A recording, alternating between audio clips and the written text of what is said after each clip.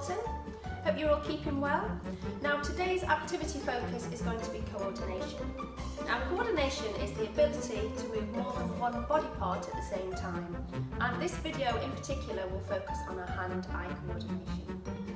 Now before we get started, I want to show you a couple of coordination drills that you can do that will help practice overall coordination.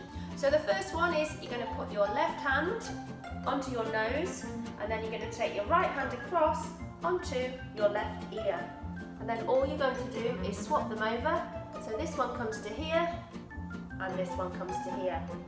Okay, so that's our first little coordination task. See if you can do that one. Our second coordination task, you're going to rub your tummy and you're going to pat your head. So rub your tummy and pat your head. How many of you can do that one? The next one, I want to see if you can bring one arm forward, and as you bring that arm forward, can you take the other one backwards? So one forward, one backwards. Stop at the top and see if you can change direction. And the last coordination drill before we get started on our hand-eye coordination, I want you to see if you can start with your hands on your knees, cross over and back to your knees. For the following activity drills, you're going to need to get hold of 3 balls. Now not everybody has 3 tennis balls in their house. Some people might be lucky enough to have the little juggling balls, but I'm going to show you how you can use things lying around your house to make your own.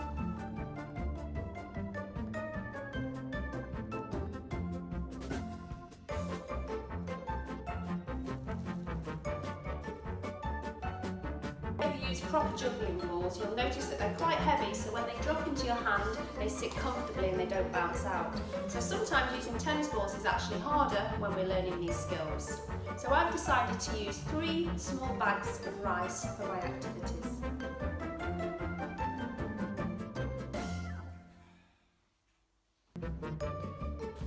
The first task I'd like you to do, using the object that you've chosen, okay, you're just going to pass it from hand to hand, and that should feel really comfortable. Take your hands further apart, get your hands close together, and when you start off, keep your eyes looking all of the time at your hands. But when you get a bit more comfortable with that, you can look away, you can look up, you can look down, you can even close your eyes, and you have an awareness of where your object is in relation to your hand.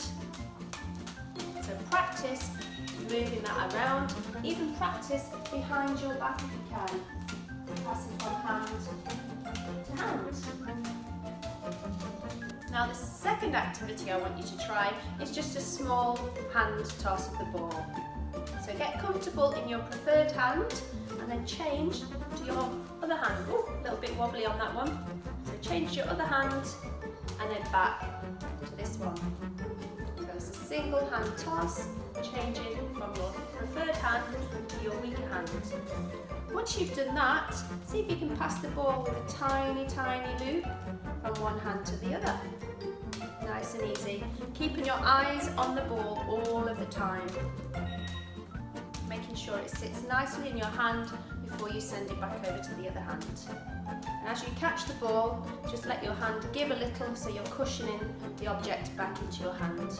Okay, the next one I want you to do is we're going to back to the single hand toss, but as you throw the object up, I just want to see if you can click underneath. When the object gets to the height of the flight, see if you can click your fingers. And then again, try that with your opposite hand. Keep your eyes on the ball all the time and watch it back into your hand. Okay, the next thing I want you to do is throw the object up and blow a kiss.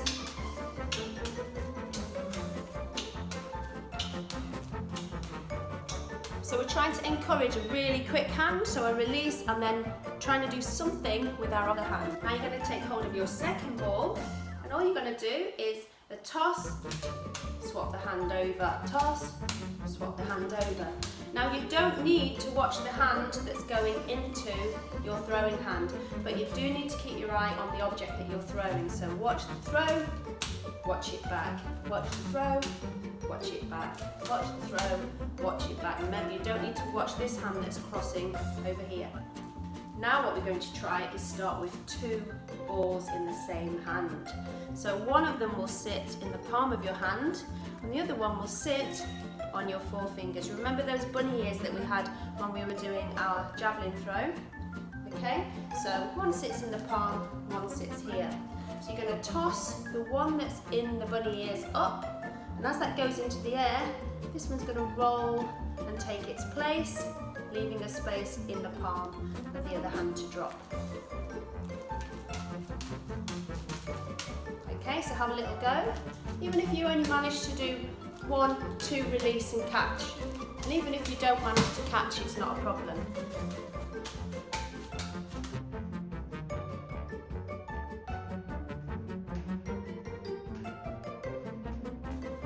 Now it's time to challenge yourself and see how many of those do with 2 balls using one hand. To practice the art of juggling with 3 balls, we're going to start with 2 balls now in opposite hands. So what's going to happen is this one's going to go up in the air, across, and as this one gets to the height of its throw, I'm going to send that one over. So this one leads, this one follows, this one leads, this one follows. So they're moving in a stagger. This one leads, this one follows. Okay? Now the final stage with 3 balls is just a quicker process of the stage that we've just done. So the balls are passing in the same flight, coming up and over, this hand's coming up and over, but we've just got to move them quicker because we've got 3 balls involved. Okay, so have a little go. See if you can pass the balls from hand to hand and try not to let any touch the floor.